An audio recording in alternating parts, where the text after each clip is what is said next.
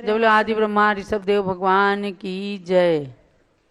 शासन नायक महावीर भगवान की जय। अयोध्या शाश्वत तीर्थ क्षेत्र की जय। परम पूज्य गणिनी प्रमुख श्री ज्ञानमती माता जी की जय। भव्यात्माओं, कार्यक्रम प्रारंभ हो रहा है। आज अभी मृत्युंजय विधान भी होगा, उससे पहले थोड़ा सा स्वाध्याय करते हैं। सरस्वती नमस्तुभ्यं वरदे कामरूपिणी विद्यारंभं करिष्यामि सिद्धिर्भवतु मे सदा। जोलो द्वादशांगमयी जिनवाणी माता की जय। सरस्वती सभा मध्ये सुलक्ष्मी ज्ञान रूपिणी कल्याणी सर्वलोकस्य माता ज्ञानमती मता। जलो सरस्वती की प्रतिमूर्ति गणिनी प्रमुख श्री ज्ञानमती माता जी की। भव्यात्माओं, संसार के अंदर अनादिकाल से ये जीव 3 लोक के अंदर 84 लाख योनियों में 4 गतियों के माध्यम से परिभ्रमण करता आ रहा है।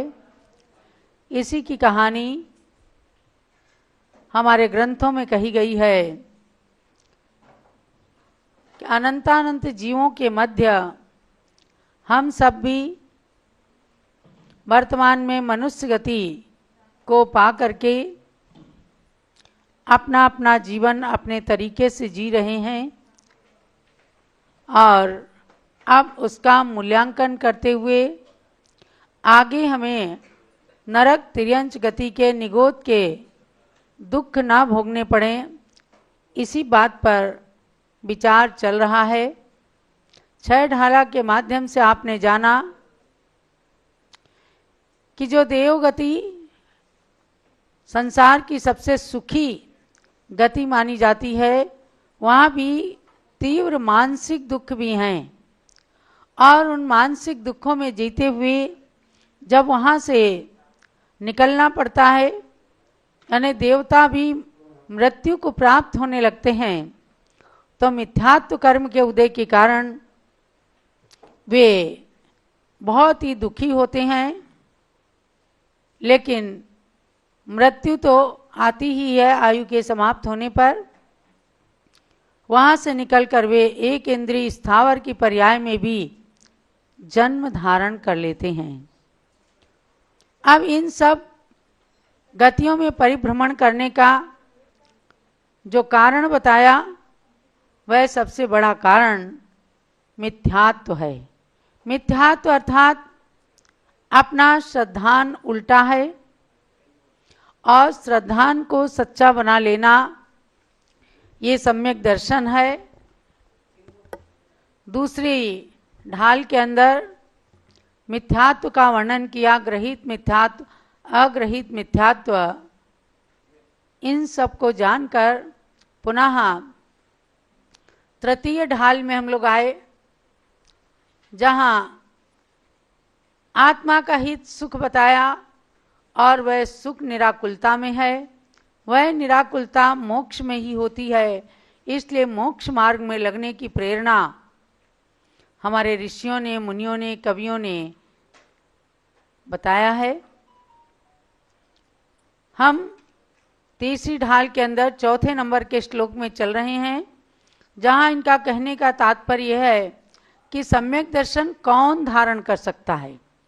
सम्यक दर्शन यहाँ पर किसे प्राप्त हो सकता है। ऐसे तो चारों ही गतियों में सम्यक दर्शन होता है, लेकिन जो सम्यक दृष्टि मनुष्य हैं, उनको विशेष रूप से कहा कि 7 तत्वों पर जो श्रद्धान करने से आपको सम्यक दर्शन प्राप्त हुआ है, इसमें दृढ़ता रखना, इसमें अविचल रहना, अपने श्रद्धान को हटने नहीं देना, यही आपका सम्यक दर्शन है। अब चतुर्थ श्लोक के माध्यम से जीव के भेद, बहिरात्मा और उत्तम अंतरात्मा की बात कहते हैं। मंगलाचरण करके और छह ढाला का स्वाध्याय प्रारंभ करती हूँ। तीन भुवन में सार वीतराग विज्ञानता, शिव स्वरूप शिव का नमः त्रियोग संहार के। मन वचन काय, ये तीनों योग हमारे और आपके पास में हैं। इन तीनों योगों को संभाल करके, यानी अपने उपयोग को बिल्कुल स्थिर करके त्रियोग पूर्वक वीतराग विज्ञानता को नमन करके आगे का विषय प्रारंभ है। बहिरातम अंतर्यातम परमात्म जीव त्रिधा है, देह जीव को एक गिने बहिरातम तत्वमुधा है। उत्तम मध्यम जगन त्रिविध के अंतर आत्म ज्ञानी, द्विविध संग बिन शुद्ध उपयोगी मुनि उत्तम निज ध्यानी। एक एक चीजों का वर्णन पढ़ करके और फिर परीक्षण करना है कि हम कौन हैं। तो जीव के तीन भेद बताए, बहिरात्मा, अंतरात्मा और परमात्मा।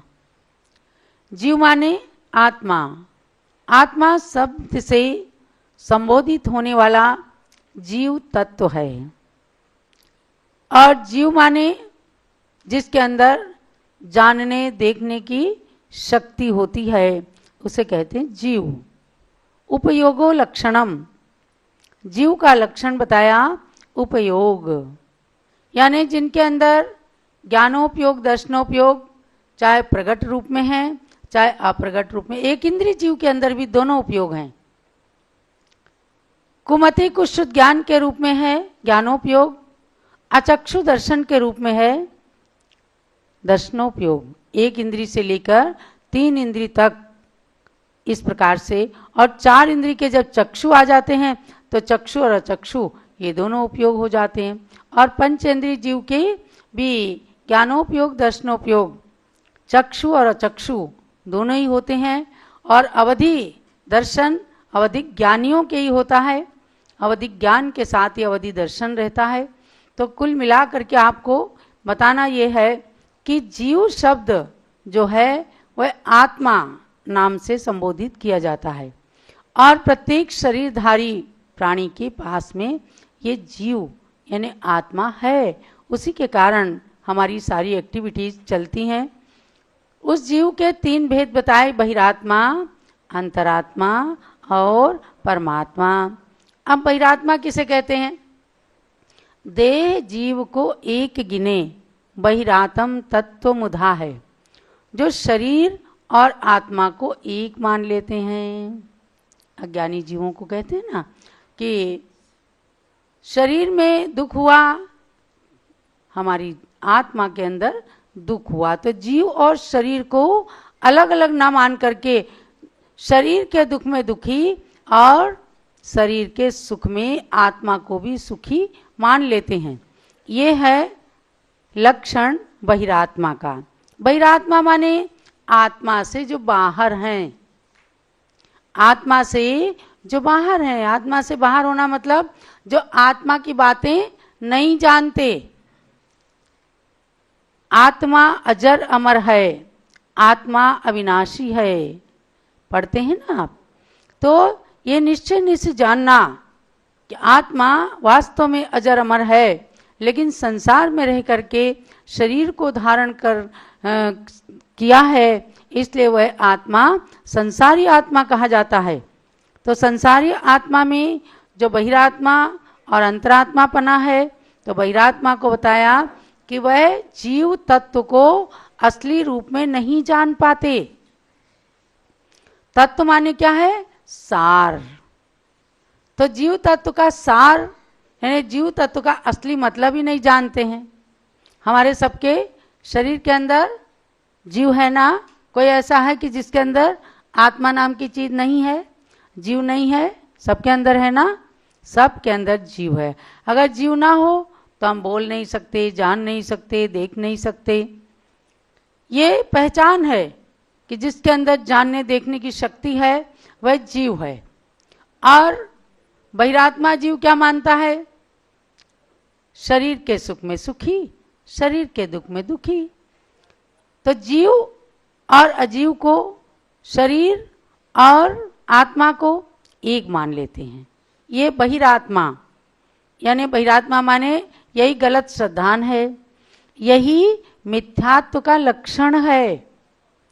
आप देखो कहा जाता है ना कि रंगी को नारंगी कहते, कहें तत्व को खोया। कबीरदास जी का एक दोहा पढ़ा होगा ना स्कूल के अंदर कि रंगी को नारंगी कहते, कहें तत्व को खोया, और चलती को गाड़ी कहते हैं, देख कबीरा रोया।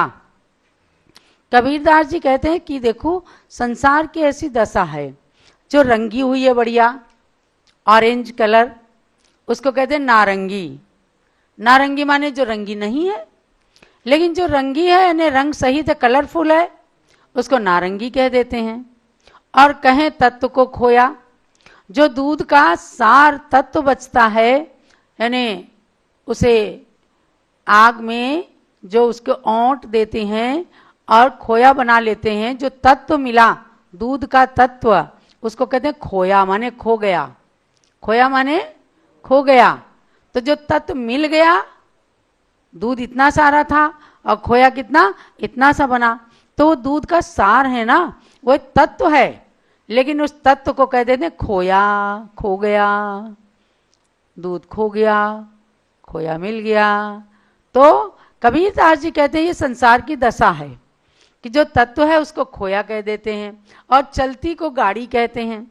जो चलती होती है गाड़ी, गाड़ी माने जो गड़ जाए, एक जगह स्थिर हो जाए, लेकिन जो चल रही है उसको कहते हैं गाड़ी। चाहे बैलगाड़ी है, चाहे मोटर गाड़ी है, चाहे रेलगाड़ी है, उसको गाड़ी कहते हैं।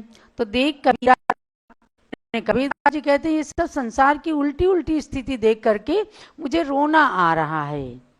ये बहिरात्मा की दृष्टि है कि जो उल्टी बात कहता है। और कबीरदास जी ने अगर हमारे संतों को देख लिया होता कि जो जैसा कहते हैं वैसा ही जीते हैं, तो उन्हें रोना नहीं पड़ता। माने जो जिह्वा से कहते हैं वही जिंदगी से जीते हैं, तो यह अंतरात्मा होते हैं। बहिरात्मा क्या करता है कि जो नहीं है उसको मान लेता है, जीव और अजीव को, यानी शरीर और आत्मा को एक मान लेता है, इसीलिए दुखी रहता है। तो ये बहिरात्मा का लक्षण है। अब अपने को क्या करना है कि अंतरात्मा बनना है। तो तीनों के लक्षण बता रहे हैं। जब लक्षण बताएंगे तभी आप सोचेंगे कि हमें बहिरात्मा बनना है कि अंतरात्मा बनना है कि परमात्मा बनना है।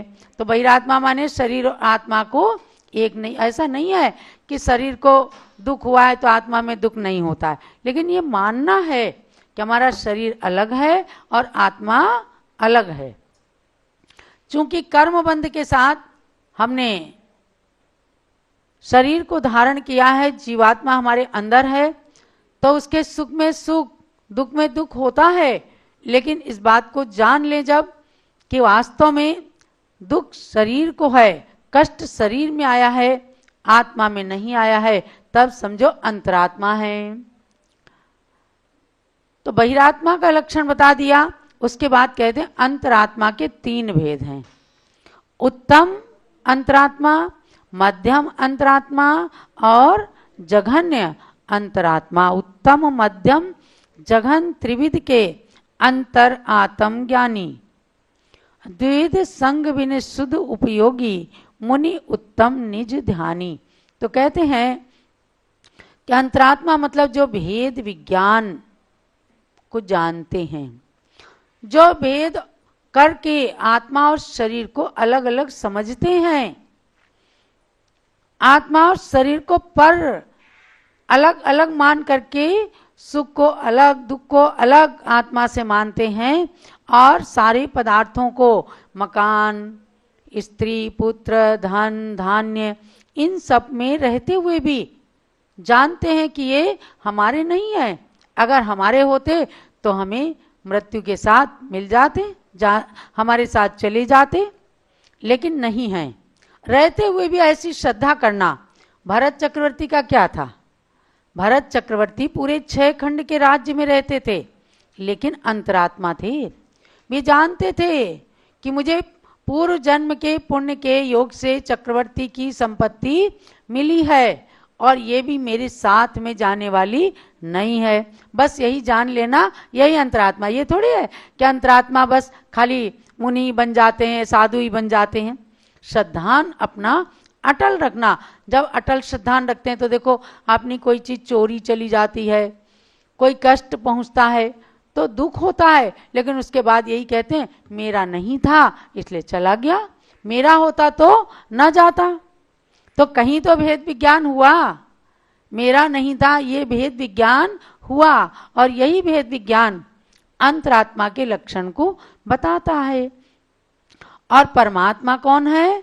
परमात्मा द्विविध संग बिन शुद्ध उपयोगी। अच्छा, यहाँ पर तो उत्तम अंतरात्मा की बात कहते हैं कि 3 प्रकार के जो अंतरात्मा हैं उनमें मुनिराज, जिन्होंने बाह्य परिग्रह, अंतरंग परिग्रह, राग, द्वेष, मोह, कषाय सब कुछ छोड़ दिया, वे मुनिराज उत्तम अंतरात्मा हैं। अभी देखो, वो भी परमात्मा की गिनती में नहीं आए। परमात्मा तो आगे बताएंगे कि परमात्मा जिन्होंने कर्मों को नाश कर दिया, वे परमात्मा हैं। यहाँ उत्तम, मध्यम, जघन 3 प्रकार के अंतरात्मा बताए हैं।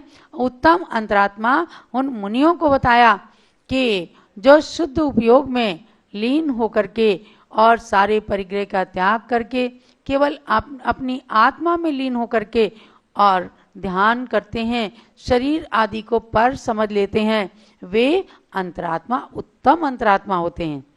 पांडवों के शरीर को दुख दिया गया, सुना है कहानी कि शत्रुंजय गिरी पर जाकर मुनि बन करके और ध्यान कर रहे थे, तो दुर्योधन का भांजा कुरुधर क्रोध में आ गया, इनने हमारे मामा जी को जो है इतना कष्ट दिया है।